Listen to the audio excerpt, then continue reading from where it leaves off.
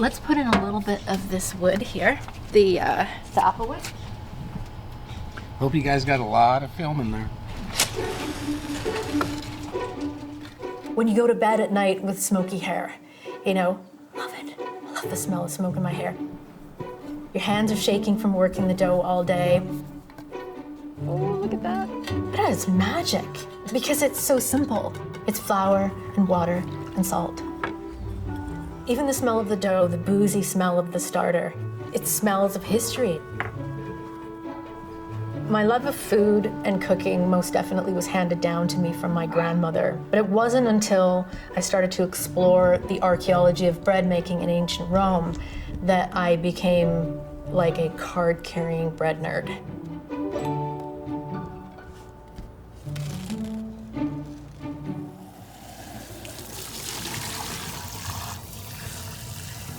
There were stables in the bakeries.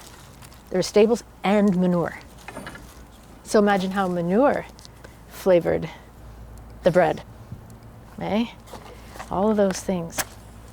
My name is Farrell Monaco, and I am a Roman archaeologist who recreates ancient Greek and Roman breads using the archaeological, pictorial, and literary records.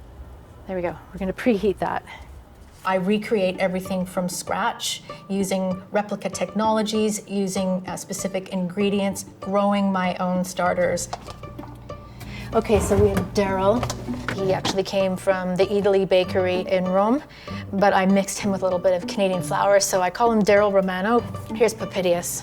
I took him with me to Pompeii, and I just let him sit inside of all the mills where I was working. King Tut has not been touched in a long time. He's got a kind of a cheesy goaty aroma that's just kind of a little, oh, that's an old piece of Daryl Romano, but he's got something grim on top.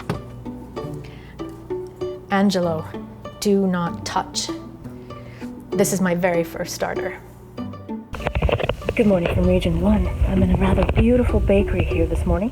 Early on in my education, I walked into my first Roman bakery, and there was this great big huge object in the center of the floor.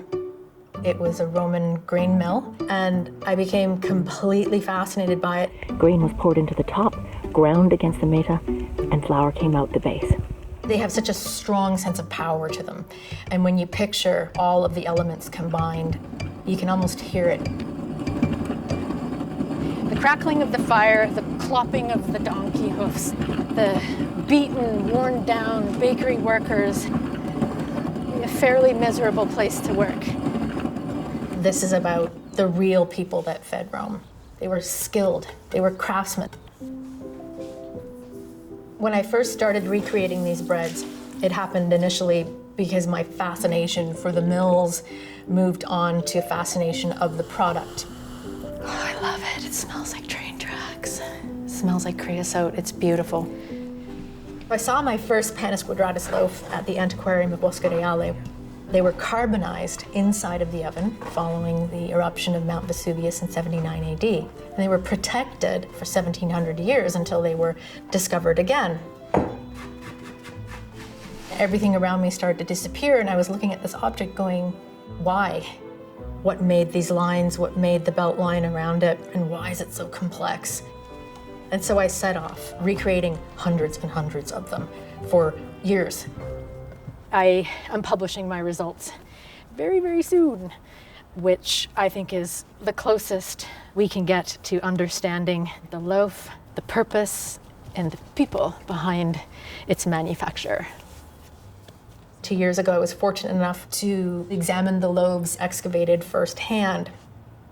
The most beautiful aspect of it is seeing their fingerprints, because to me, that's like, there they are. There we go, that's perfect.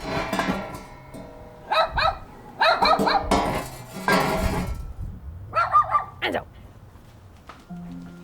When I began exploring the mills and the bakeries at Pompeii and in Rome, I had a very similar feeling as I felt when looking at a modern mill that was in the town that I grew up in Winnipeg, Canada. These are a series of cookbooks that were produced by the mill, printed in 1957. This was 10 years before the fire, which shut down that mill. The effort that they put into their jobs to feed their families, to feed the city, it means a lot. And then it was just gone, just silent and gone. Oh my God. Okay, this is some modern prairie archaeology for you. These are Eaton's receipt forms, but they're blank. So this book probably belonged to an employee of T. Eaton Company who was on the job when she should have been working, but was writing recipes down instead. Now I'm gonna be going through this all weekend. The mills at Pompeii, that's what it means to me. It's about blood, sweat, and tears to sustain Rome. And I want people to look back with me and to see how much labor and effort they put into it, just like my grandparents and their friends did at the Ogilvy Mill. That's beautiful, man, isn't it? Aside from the nerdiness that is involved and kind of the isolation and the experimentation that goes into this, ultimately, I just want people to make bread again. You can't make a loaf of bread just for yourself, right? You share it with your family and you share it with your community. And it's been like that for millennia.